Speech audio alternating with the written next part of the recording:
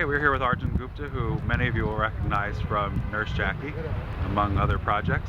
When did you first start acting? When did you decide you wanted to be an actor? Where did you go to school? All that. I'm such a bad actor already. I already didn't know whether to be staring at the camera or you, and that was hilarious. I was all of a sudden, I was in the middle of my actor brain was like, why am I looking at the camera right now? Anyway, so I didn't listen to your questions because that was in my head. Tell me again. So, when did you first decide you wanted to become an actor, and where did you go to school? It was high school for me, and I was in a program.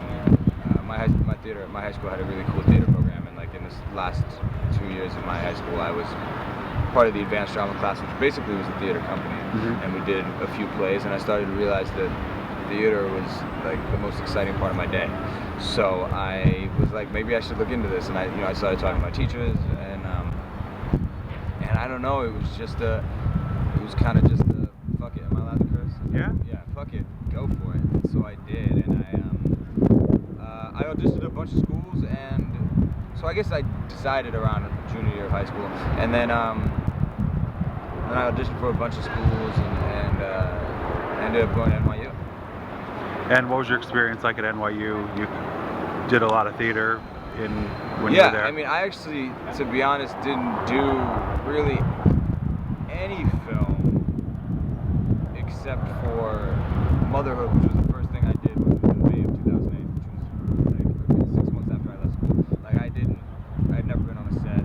Well, I'd been on a set as an extra once to get to feel for it, and that was a terrible experience. I got so paranoid after that. I was like, good God, maybe I will hate working in film, which is not true. I love it, but being an extra is tough work. Yeah. But back to your original question. My experience at NYU was great. Like I think I learned a lot from the 2 studios I was in. I was at Adler for 2.5 years, and then the experimental theater wing for the last 2 semesters. And it kicked my ass, but I learned a lot, and I think it helped me be where I am now. And now, obviously, where you are now is you're in your 4th season on Nurse Jackie. Yeah, well, my 3rd full season. Yeah. I did 1 episode in the 1st season, but yeah, we finished it up in December of the past year, and it just started airing a couple weeks ago. Yeah, what was that transition like from doing theater to doing a weekly television series like that? And especially a weekly television series on Showtime where you're allowed to get away with a lot more, and your character has a lot of recovery issues. Right, yeah, I mean, it's interesting. I mean, people ask a lot the difference between TV and film acting, and I don't think, acting is acting at the end of the day. I mean, yeah, there's definitely some stuff that's different, you play with the camera more, you're more about your eyes, whereas you don't have to project as much obvious things, but these are fairly commonsensical things that but I think the bigger transition for me was, like the prep work and the process and how, what that entailed for me. You do a shot, you do a scene, and then you have 20 minutes before they come around and you have to do it again, but from a different angle. And what you need personally, or like what I was figuring out was what I needed personally to be able to keep consistent with the work over that. Whereas, once you do a scene in a play, you're done until the next night, Right. Or the next time you're doing the performance. And so that was definitely a transition. And also, also just being comfortable, and I was spent so much time on stage that I was just really, really comfortable with it. And I knew, you put me on a stage and I felt like at home, and I didn't feel at home on a set in front of a camera for a little while. I mean, it definitely, and again, more for the extraneous stuff of like how to comport yourself and like how to endurance, because you're doing like an 16-hour day and you're acting for like maybe 2-3 hours of it tops. Right. How to keep your energy and everything up during the day to be doing your best work. And that's why, it definitely took me a good season. I think and I'm still getting more and more comfortable. I feel like this past season it was the most comfortable, but there was a huge shift for me between the 2nd and the 3rd. The 2nd season felt like, I feel fine about the work that I did, but it's definitely not my best work. Right. And now, what is, obviously, you go into some pretty deep places for your character on Nurse Jackie, but in our interactions, you're a pretty, light guy. What is that like, going into such a deep place for the character? You know, that's the fun of it. You know, Yeah. I get to. I mean, I'm of the school of thought that we are all everything, and you know, it's just like what color is at play most, and I definitely, you know, I have that darkness inside me as well, and like I know where it is, and how to go there, and like where it's coming from, and so, you know, that's the craft is to find it and access it, and how to be with it. And plus, I mean, it's such great writing on the show that it's hard not to. It helps you get there. It's like a nice little. It's like a cheat sheet almost. Is there a certain role that you haven't played yet that you would like to? Actually, you know what? I don't get to do really goofy shit very much, even though like I'm a pretty goofy dude in life, you know. But I definitely. It was strange for this pilot season. I like tested for a couple things, and one was a serial killer, and one was a gay chemist lab worker, and it was just really funny that like those were the two things. I mean, the serial killer is normally like that darkness and that seriousness of a drama is usually where I'm going, but like there was something really freeing and like I loved about, you know, playing the comedy and like in that thing. So I think I'd like to do some shit like that. Work with like, I mean, it'd be great to do something like you know, Forgetting Sarah Marshall, or like Pineapple Express or something, because I definitely, you know, that I think I can surprise people with what I can do. But yeah, I've been blessed that I've been fortunate to do a lot of really interesting, cool roles that are complicated and dark, and I love that, and I want to keep doing that. But it'd be fun to do something kind of kooky and different.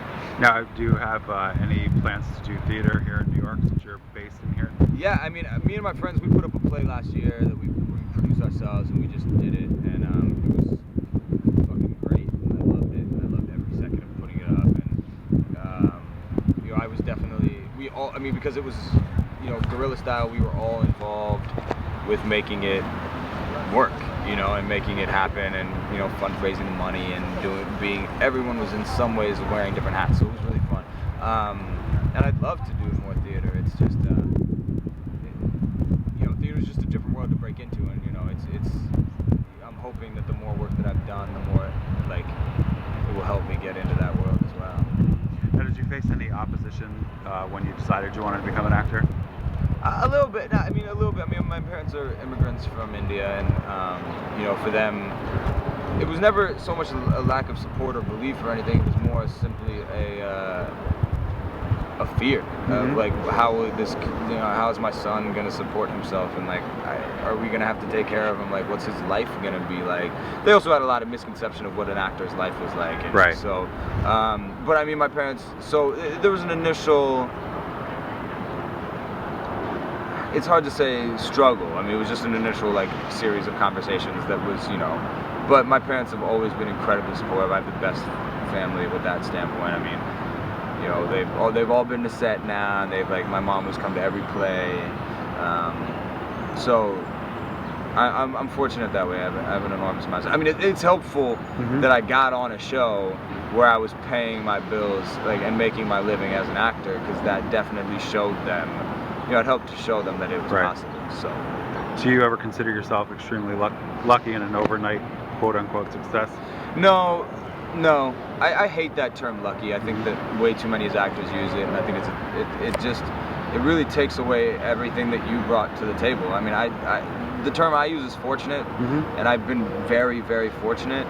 But I have a problem with that word. I just think that I've worked really fucking hard, and I've done a lot, and you know, and there obviously are a plethora of other people that have worked just as hard. And yeah, I did get, you know, some luck that the timing that would work out. But you know, I also worked really hard. So yeah. No, I don't really consider myself an overnight success, because I just don't know that I'm, to be honest, big enough to warrant that title. You know, I still have a ways to go, and a lot of goals to still be accomplished before success has been like that title of like success. Right. It's a success. I mean, I'm successful right now, but I'm not, like, I don't know. I'm arguing semantics now. Let's move on. No, but I understand what you're saying. Right. What advice do you have to people who are just starting out? I know you are a member, you know, an equity member. when did you become an equity member, and when would you suggest somebody make that transition, especially for somebody who's based in New York, as you are? I have an interesting. I mean, the first show I did was an equity show. It was my first professional gig. It was at the Cherry Lane Theater, and because it was an equity house, I got my equity card and had to get my equity card. And it's been amazing. It's been utterly useless to me since, because I just haven't worked in the theater. So I'm just paying dues every year for something that I'm not really a part of. When to make that transition is when you have to.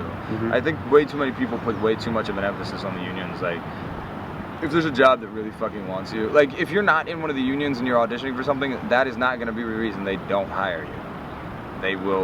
You will join the union. If you get that job, you will join the union. And every casting director and every producer and every director knows that. So I'm not really ever sure that that's really a factor. So I think it's like when it's right for you. I mean, I have a lot of friends who, purposely avoided getting their equity card because they did a lot of non-union work. And so they tried to work on waivers or do other shit so that they didn't have to. Yeah, so I think it happens, let it happen organically. If you get a job that you have to get your equity card, get it. Yeah. But like this pursuit that I see with young actors about like, I need to get my equity card, as if that is going to be the reason that like things change for you, I don't really think that that's true. And it's not something that holds you back either. Right. Really the only perk for it is that if you're going in for open calls, you don't have to wait. I just don't know if that's a worthwhile thing to make that your pursuit. Right. And what other advice in general, like in terms of when you're going in for a casting, or what are certain things maybe somebody has told you that you've taken with you that's helped you?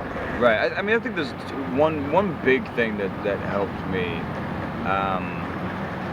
was you have to approach this career. You have to approach it as if you're going to have a career and a long career. If you're approaching it as if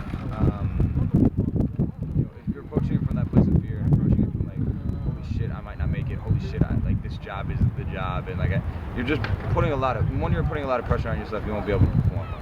Two, I found that you bring that into the room, and you're just tight. You're not alive, spontaneous, or truthful.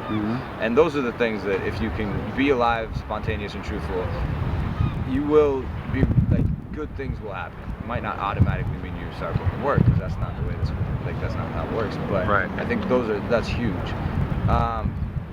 Because too often actors are just disempowered and like take their power away, is taken away from them. And I think that we as all individually have to make sure that we keep our power, and however that means for people, like that for me, that specifically means that I have a big problem with the Fleet, and how they don't pay their actors. And I think that even a stipend, and I think that's disrespectful and it's wrong. Other people have different things that keeps their power, but I think that that's really important. Other advice. Best advice. I wanted really good. Edward Albee. I was just sitting in. Someone asked him that question. What advice do you have for young actors? So I'm going to steal from Edward Albee and say he said, just don't give up. There's a lot of people just fall by the wayside a couple of years out, and I think that's true. I mean, I think that it's a fucking thing of perseverance in this thing. You just have to keep grinding, keep doing it, and it's not always pleasant. But you keep grinding, I think things happen. They do. Cool. I think that's all the advice I have right now. Unless there's specific questions. This has been great. I appreciate your candor. I mean, you've been very forthcoming and very open and very honest, which is fantastic. People need to hear. I think that's also true. I think that honesty, I think that be authentic and don't. Ooh, this was a big thing that I learned. Two things I learned from Jackie. I think part of what was really hard, what happened for me my second season, that hindered me from doing the best work that I could do, was that I was fortunate to be working with these legends of theater and of TV and of just fucking great actors, and I was incredibly intimidated, and I tried to be more than what I tried to know more than I was. I was trying to be somebody who had been working a lot rather than embracing this is my first job. And how that manifested itself, I think, was in like, you know, if I was getting notes, like instead of really being able to say I don't know, and be authentic and be like, I don't know what you're saying. Right. I would try to be like, yeah, I got you, and then we would do another take, and I would just do the same shit basically that I just did, and it was, you know,